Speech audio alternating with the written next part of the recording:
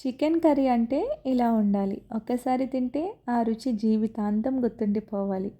ఈరోజు మనం ఎలాంటి రెడీమేడ్ మసాలా లేకుండా అమ్మమ్మల చేతి రుచిని గుర్తు చేసే పాతకాలం నాటి చికెన్ కూర తయారు చేయబోతున్నాం. వండుతున్నప్పుడే ఇంటి నిండా వచ్చే ఆ గుమగుమల వాసన, తింటే ప్రతి ముద్ద వాహ్ అనిపించే రుచి. అదే ఈ స్పెషల్ రెసిపీ ప్రత్యేకత. దీనికి కాంబినేషన్గా బగారా రైస్ కూడా ఎలా చేయాలో చెప్తానండి. ముందుగా ప్యాన్లో సరిపడా ఆయిల్ వేసుకుని ఆయిల్ బాగా హీట్ అయినాక కట్ చేసుకున్నటువంటి ఆనియన్ ముక్కలు వేసుకోండి. నాన్ వెజ్ కర్రీకి ఆయిల్ అనేది ఎక్కువే పడుతుందండి, కాస్త ఎక్కువే వేసుకోండి. ఇక్కడ నేను 3/4 కేజీ వరకు చికెన్ అనేది తీసుకున్నానండి. ఒక 5 ఉల్లిపాయలు అయితే సరిపోతాయి. ఒకసారి బాగా ఫ్రై చేసుకున్నాక అందులో కొంచెంగా సాల్ట్ వేసి ఫ్రై చేసి మూత పెట్టి లో ఫ్లేమ్లో మగ్గించండి. ఆనియన్స్ బాగా మగ్గిన తర్వాత శుభ్రంగా కడిగి పక్కన పెట్టుకున్నటువంటి చికెన్ మొత్తాన్ని వేసుకోండి. ఈ చికెన్ మొత్తం ఆనియన్స్లోకి బాగా కలిసేలాగా ఫ్రై చేయండి. ఇందులోకి 1/2 టీ స్పూన్ వరకు పసుపు వేసి మొత్తం కలిసేలాగా బాగా కలపండి. మంటను హై ఫ్లేమ్లో పెట్టి ఒక 5 మినిట్స్ పాటు బాగా ఫ్రై చేయండి. ఇలా ఫ్రై చేసినాక మూత పెట్టి లో ఫ్లేమ్లో చికెన్ని బాగా మగ్గించండి. చికెన్లోంచి వాటర్ అది రిలీజ్ అయ్యి చికెన్ అనేది బాగా మగ్గుతుందన్నమాట. ఈలోగా చిన్న మిక్సీ జార్లో తగినంత అల్లం ముక్కలు, వెల్లుల్లి రెబ్బలు, 2 స్పూన్ల వరకు ధనియాలు, 1 స్పూన్ జీలకర్ర, అందులోనే 2 ఇలాచి, 3 లవంగాలు, చిన్న దాల్చిన చెక్క వేసుకుని కొద్దిగా వాటర్ వేసి మెత్తగా మిక్సీ పట్టుకోండి. చికెన్ బాగా మగ్గిన తర్వాత ఒకసారి గరిటెతోటి బాగా మిక్స్ చేసుకొని మిక్సీ పట్టినటువంటి మసాలా పేస్ట్ వేసుకోండి. అందులో 1 స్పూన్ వరకు పక్కన పెట్టుకుని రిమైనింగ్ మసాలా పేస్ట్ మొత్తం వేసుకోండి. సరిపడా కారం వేసి మసాలా మొత్తం చికెన్కి పట్టే విధంగా బాగా కలపండి. ఆనియన్స్ ఫ్రై చేసేటప్పుడే సాల్ట్ అనేది వేసానండి. మీకు ఇంకా సరిపోకపోతే కొంచెంగా సాల్ట్ కూడా వేసుకొని బాగా కలపండి.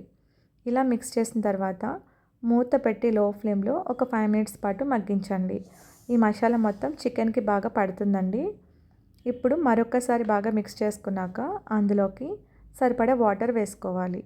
ఇక్కడ నేను వచ్చేసి 1.5 గ్లాస్ వరకు వాటర్ అనేది వేస్తున్నాను. చికెన్ ముక్కలు మునిగే వరకు వాటర్ అనేది వేసుకోవాలి.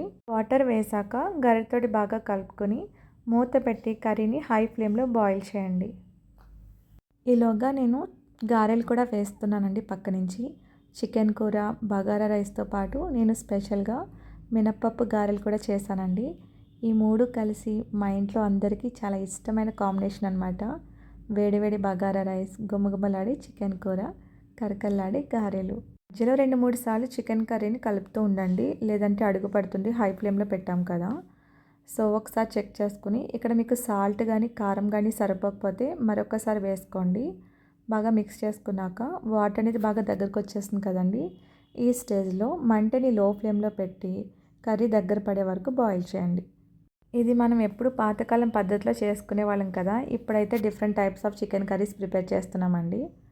ఫైనల్గా కర్రీ అనేది దగ్గర పడింది కదా. పైన కొద్దిగా కట్ చేసుకున్నటువంటి కరివేపాకు, కొత్తిమీర వేసుకుని మిక్స్ చేసి స్టవ్ ఆఫ్ చేసుకోండి. ఇలా లాస్ట్లో కరివేపాకు వేయడం వల్ల కర్రీ మంచి ఫ్లేవర్ వస్తుంది. తప్పకుండా ట్రై చేయండి. నెక్స్ట్ బగారా రైస్ కోసం ప్యాన్లో కొద్దిగా ఆయిల్, నెయ్యి వేసుకొని అందులోనే కొద్దిగా మిరియాలు కూడా వేసుకోండి.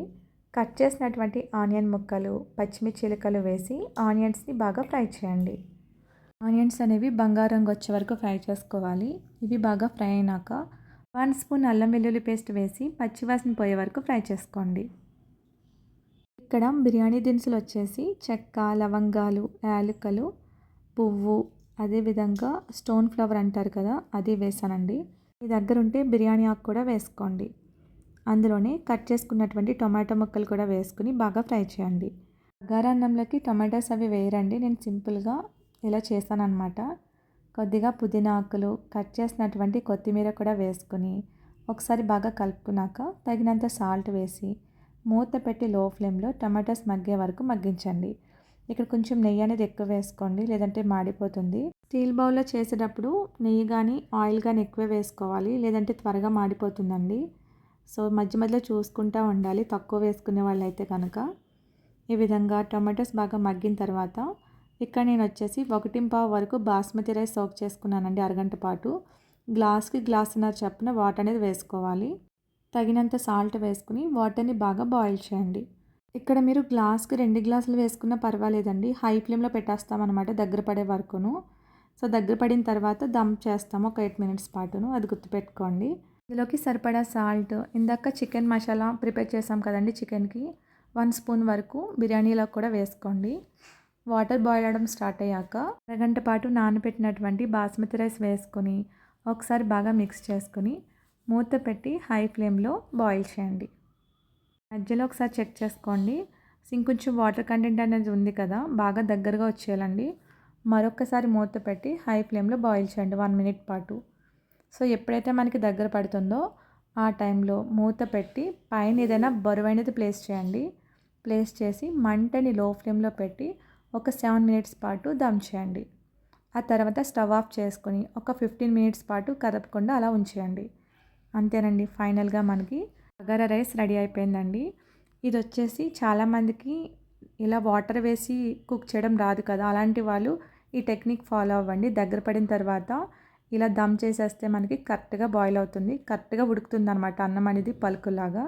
సో తప్పకుండా ట్రై చేయండి. అంతేనండి, సువాసనమైన బగారా రైస్, ఎంతో రుచికరమైన పాతకాలం నాటి చికెన్ కూర, కరకలాడే మినపప్పు గారెలు రెడీ అయ్యాయి. మీరు కూడా ఈ కాంబినేషన్ని తప్పకుండా ట్రై చేయండి. వీడియో నచ్చితే ఒక్క లైక్ చేయండి. Thank you.